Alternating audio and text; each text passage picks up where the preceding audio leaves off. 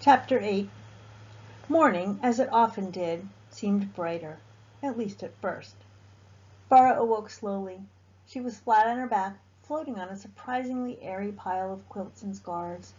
Essie's freckled elbow was slung over her own stomach, and she could hear Alex's motorboat snores. The familiar sound made her giggle. It was exactly the way the three friends tended to end up on Saturday nights, ever since they were in diapers. But they weren't in Queens anymore, or even on the Upper East Side. There was no reassuring undertow of voices and clattering pans from the kitchen. Farah shot upward on the alert. Ahmad!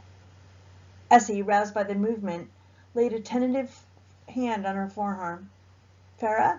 Farah, what's happening? We're going. We have to go right now. Without waiting for an answer, Farah jumped up and her hand flew to her head, floundering with the wrinkled mass on her scarf. She doubted the game was giving points on how well you looked at the end of it. She yanked at her pins anyway, shoving them between her lips so that she could adjust herself without them being in the way. Right now? Essie said.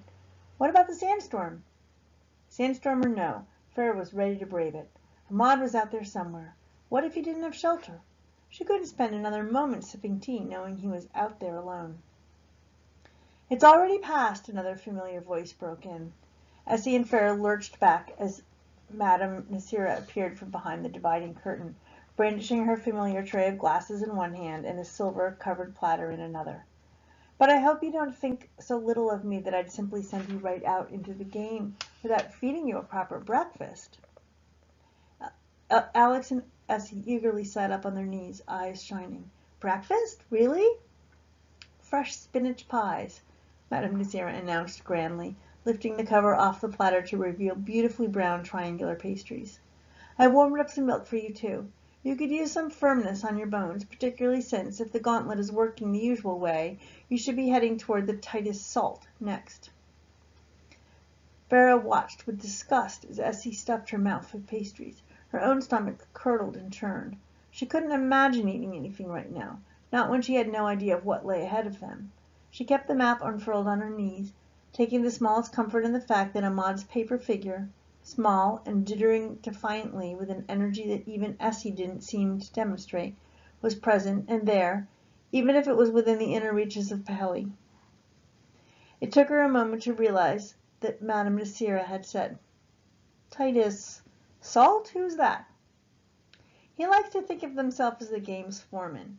He's more of a mechanic with delusions of grandeur, Madame Nasira said. She leaned forward, gently brushing back a stray fold of her dupatta as she poured from the kettle into the glasses. The sight of the motion, one that Ma did so often, made Farah's empty belly ache more. She pressed a hand against it and did her best to pay attention. That's a funny name, Essie said, giggling. Titus Salt. His parents must not have liked him much. I don't know about that. I do know that what you don't want to say that to his face. In fact, if I were you, I'd be especially careful about the way I stepped around old Titus, and any inhabitants of the Gauntlet, today. Madame Nasira's face, or at least what Farah could see of it, was quite grave. You did hear the sandstorm last night, didn't you? Farah could hear the last grains of it rushing and pummeling her eardrums. It had been malicious. The sandstorm did not content itself with tossing about the abandoned stalls, burying the empty streets, and burrowing its way under the glowing canopy of silk and the planks and nails that made up the stall's rather shabby structure, which creaked in protest and barely managed to hold firm. And from what Madame Nasira had said last night, that little tossed away reply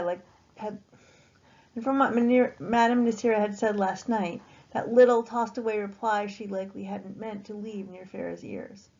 You said the sandstorm was because of the architect, Farah remembered now. Alex raised his eyes dubiously. This guy can control the weather? Really? Madame Nasira firmly nodded her head. Yes, I told you yesterday that it had nothing to do with most aspects of the game. Who plays it, whom they may meet along the way, what rules they need to follow.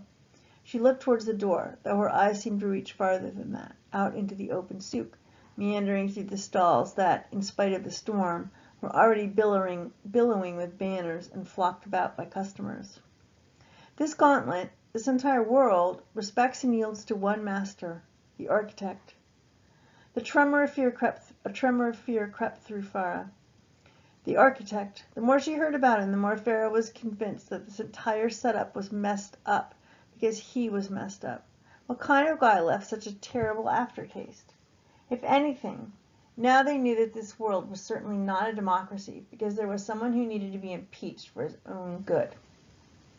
Wait, Alex finally caught up. So because the game recognizes him as the master or whatever, storms will brew because he's angry? It's sympathizing with him or throwing a temper tantrum for him? Just because it can? I suppose you could put it that way, Madame Nasira chuckled, but I wouldn't say he's angry. Most likely excited to have a team in the Gauntlet after so long. Farah fretted, picking at the hem of her long sleeves and biting her lip. She looked at her friends. Alex, alert and ready, Essie rubbing sleep from her bright eyes when she wasn't busy stuffing her face. A team, the three of them. Were they ready for the challenge they faced? They had to be. I'm giving you a warning in advance. Just as the Gauntlet has one master it acknowledges, respects, and obeys, Titus is the same. He is in the architect's pocket, and the small scraps of praise he receives for his duties inflate his ego. His job is to repair the Gauntlet and keep it running smoothly for the sake of the game. Do not assume for 1 minute that he sees you as anything more than a team of players passing through and treading on his territory. He has no time to make nice, and he certainly won't. Well, he sounds type A, Essie said through a full mouth. She reached for one of Alex's pastries and promptly got her hand smacked. Farah had other concerns. Then why do we have to go see him in the first place? To get the location of your first challenge site and activate your timepiece. Madame Nasira pushed a glass of milk toward her, a smirk making its way to her eyes. The architect allows Titus to decide the first challenge in all games. As a concession as Titus is the one to rebuild an area if a challenge is won and the area is demolished. I thought you said the map would show us, Farah questioned. Aren't those the rules? Yes, glad to see you're paying attention. It's the architect's way of being nice when teams first enter to play. Take his gesture, ask the man, get whatever information you can from him. Tread carefully. Then you can look at the map and make your way through Paheli. Paheli. Farah rolled it over her tongue experimentally. Riddle. The city reminded her of an exquisite, carefully harvested mineral, the type that deceived on the outside with dull, patchy, blotchy mundaneness. When you cracked it down to its core, it sparkled with untapped and horribly valuable riches. Paheli, where Ahmad's figure on the map danced and shimmered in and out of existence. She worried about him the way her mother would. Had he eaten? Rested? Was he utterly alone and confused? Most important, would she be able to use a small sliver of their allotted hour to find him before they faced their first challenge? A hand rested on her shoulder, and she looked up into Madame Nasira's glimmering eyes. Take heart, she said softly. Trust yourself. Trust in your friends. Be careful not to let it be known that you're looking for your brother. It could be seen as you not wanting to play the game, and there would be repercussions. Farah set her jaw and squared her chin. She had to do both, win the challenges and find Ahmad. She would do both. Don't worry, I won't forget, she said, rolling up the map and jamming it into her front pocket. Go through the city gates. Titus will be waiting there. Madame Nasira waved them off, literally, white handkerchief in one fist, as the three friends linked arms and forged their way through the crowded souk. From what Farah could tell, it was early afternoon rather than morning. Lunch carts laden with sizzling kebabs and stuffed pita waged war for space with slow, plodding window shoppers. Do you even know this is the right direction? Essie hollered in Farah's ear. I can't even reach the map. This crowd is so thick. It's where everyone seems to be going, Farah panted back. Sweat soaked her hair, and her hijab hung close, making it even warmer. By now she could barely feel her toes. It felt as though they'd already trekked miles away from the stall, even though she's sure they would only taken a few steps. Even the alleyways were teeming and choked with life. Farah's feet had been trod upon and her cheeks smacked by a passing arm. Alex's face was slick with sweat, and his glasses were fogged over. I can't see any gate, he rasped out. Ugh.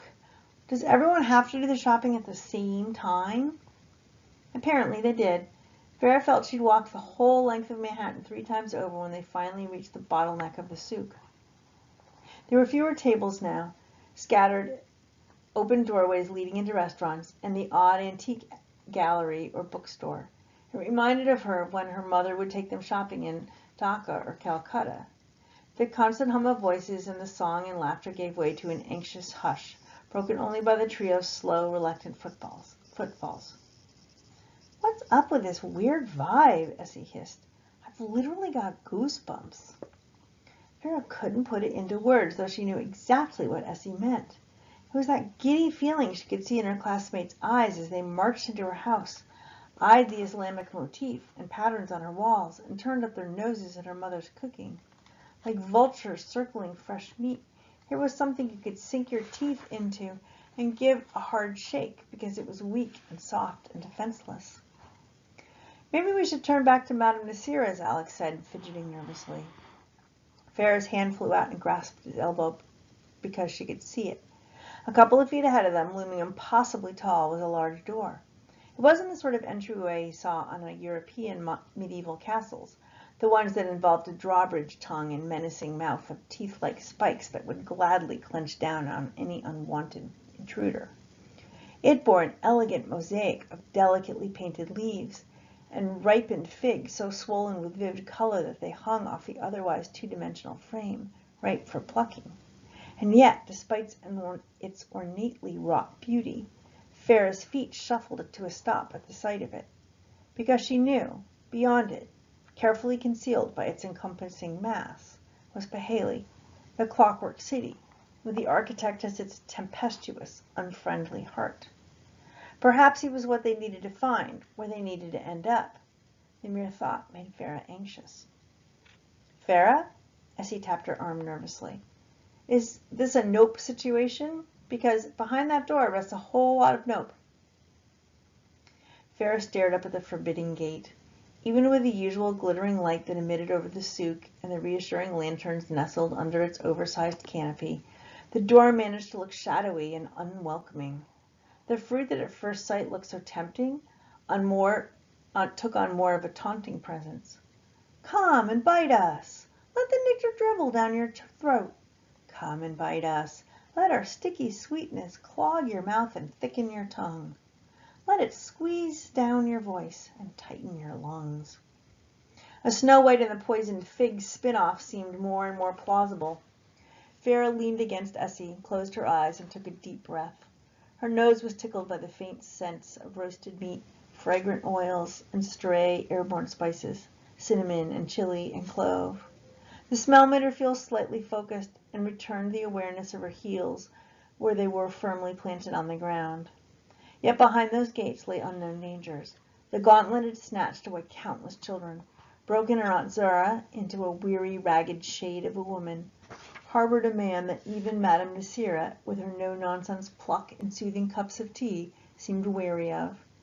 But none of that mattered. Vera knew what they had to do. "We're going in."